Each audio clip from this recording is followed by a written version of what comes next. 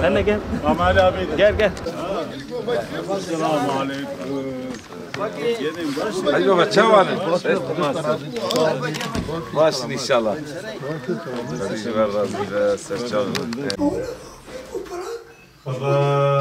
Kada tala yardımcıydı. Dakım saadete geçtim. Halacı.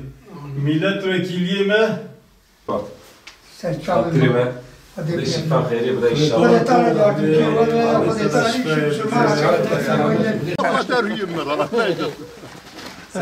Sen ben esasın değil ismi?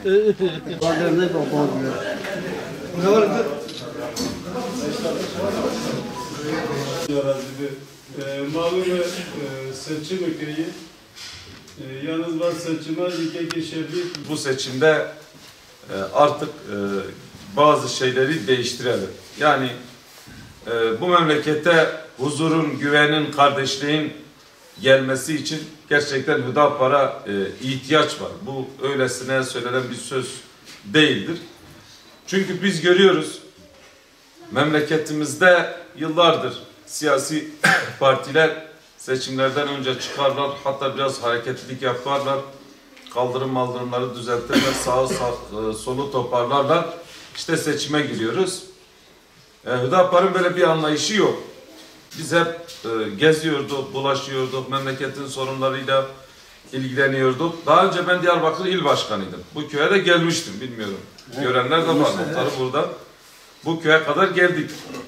Yani sizden biriyiz. Sizin tanıdığınız biridir. Sizin elinizi tutan birileriyiz. İnsanlar, toplumumuz bugün seçtiği yetkililer çoğu onlardan uzaktır. Görmemişiz. Seçiliyorlardı, ondan sonra biz görmüyorduk. Herkes çantada milleti keklik biliyor ve bu memlekete hizmet etmiyor. Yani bu konuda biz bu sefer Hüdapar deyip değiştirelim. Gerçekten değiştirelim. Hüdapar hizmet ederse zaten ne ala devam edeceğiz. Hüdapar hizmet etmezse vallahi kim bize hizmet edecekse biz ona oy vereceğiz. Ama biz bunu görüyoruz ki 11 yıl oldu, 12 yıla yakındır biz seçim sahasında geziyoruz. Ben şu an milletvekili oldum. Milletvekili olduğum süreçte de milletin sorunlarıyla ilgileniyorum. Olmadığım önceki süreci de söyleyeyim. Her hafta bir yerde bir sorun, bir sıkıntı varsa oraya gidip hatta yetkililere aktarıyorduk. Baktık ki çözmüyorlar. Biz bundan sonra açıklama yapıyoruz. İşte burada bu sorun var. Memleketimizin bu sıkıntısı var. Çözsün. Tabii biz yine dilimize dikkat ediyoruz. Biz kimseye hakaret etmiyoruz. Çünkü biz diğer siyasi partiler gibi yapamayız. Biz kimseye iftira atamayız. Kontrolümüz var. Rabbimiz tarafından bizi göreceğine inanıyoruz. Çünkü Rabbimiz ayet-i kerimede diyor İz yetelakkalı mütelakkiyan yanil yemini ve anil şimali kayıt diyor. Biz insanın sağına ve soluna melekler yerleştirmişiz. Ağzından çıkan her sözü, yaptığı her hareketi kayıt altına alıyorlar. Ve biz buna inandığımız için o şekilde hareket ediyoruz. Ve bu konuda gidip açıklamalar yapıyorduk. Bu açıklamalarımızın sonucunda bazı sorunlar çözülüyordu. Yani bizim derdimiz meselelerin çözülmesi. Bu yolda çözülüyorsa biz de o yolu denedik. Ve onun üzerine sorunlar çözdük. Allah'a hamdolsun Rabbimiz bize o zaman bir sloganımız vardı. Diyorduk mecliste söyleyecek sözümüz var diye. Gittim Mersin'de de çalıştım. Orada da sokak sokak, mahalle mahalle, köy köy orada da dolaştık, dert ettik.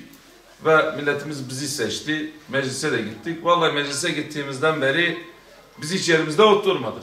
Yine milletin, toplumun sorunları, sıkıntıları neyse ilçe ilçe sadece kendi ilimizde değil köy köy gezdik. Bu sorunları, sıkıntıları çözmek için uğraştık. Ve halen de uğraşıyoruz. Bakın belki birazdan yolda giderken bile ya bakanlığı arıyoruz ya yetkilileri arıyoruz. İşte burada bu problem var, burada şu problem var. Allah'a hamdolsun bu imkanla çoğu problemleri çözüyoruz. Yerel seçimler gerçekten çok önemli. Yerel seçimler direkt kendi imkanlarına hizmete dokunacağın seçimlerdir. Biz bu seçimde oyumuzu Hüdapar'a vereceğiz kardeşlerim. Diğer siyasi partilerden tanıdığım var. Diyor biz toplumun içine giremiyoruz. İnsanlar bize diyor ki çünkü toplum mevcut oy verdiği partilerden rahatsızdır. Yani artık yorulmuş. Ve diyor biz toplumun içine çıkamıyoruz. Vallahi biz çok alnımıza ak çıkıyoruz. Bu sefer Hüdapar diyelim, siz herkese de rahat bir şekilde anlatacağınız bir parti varsa o da Hüdapar. Yani bu yönüyle sizden istirhamımız bir tane oy deyip geçmeyin. Ya bir tane oyda ne olacak falan değil.